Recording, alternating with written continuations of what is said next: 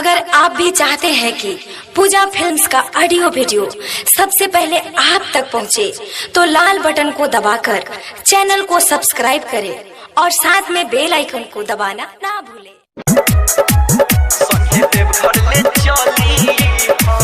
पिया सावन आ गइले संगे देवघर ले चली ह। पिया सावन आ गइले संगे देवघर ले चली ह।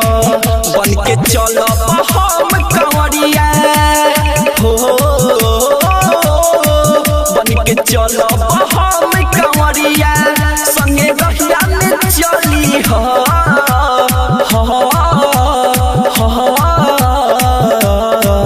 पिया सावन आ गइले संगे देवघर ले चली ह। पिया सावन आ गइले संगे देवघर ले चली ह। पिया सावन आ गइले, पिया सावन आ गइले संगे देवघर ले चली ह। रिकॉर्डिंग स्टूडियो ढाका।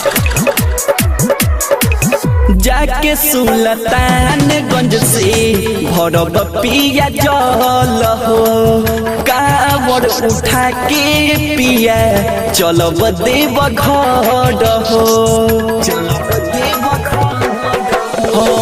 जाके सुल्तानगंज से भरब पिया जल हो, कांवर उठा के पिया चलब देवघर हो।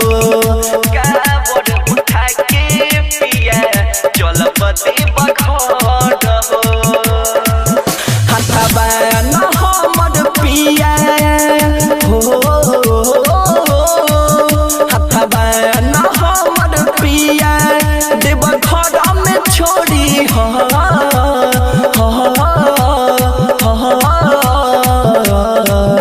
पिया सावन आ गइले संगे देवघर ले चली ह। पिया सावन आ गइले संगे देवघर ले चली ह। पिया सावन आ गइले,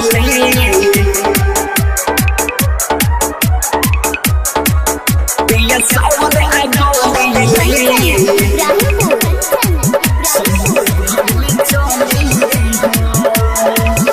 राइटर रोहित पिया चली देवघर हो। दया करी हे भोले बाबा गोदी दीही भर हो।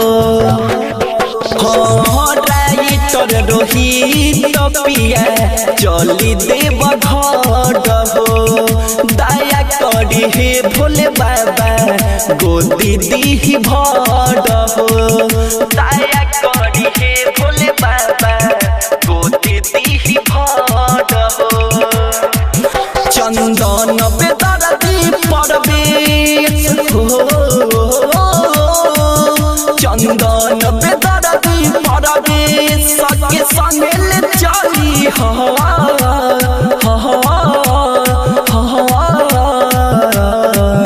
पिया सावन आ गइले संगे देवघर ले चली ह। पिया सावन आ गइले संगे देवघर ले चली ह।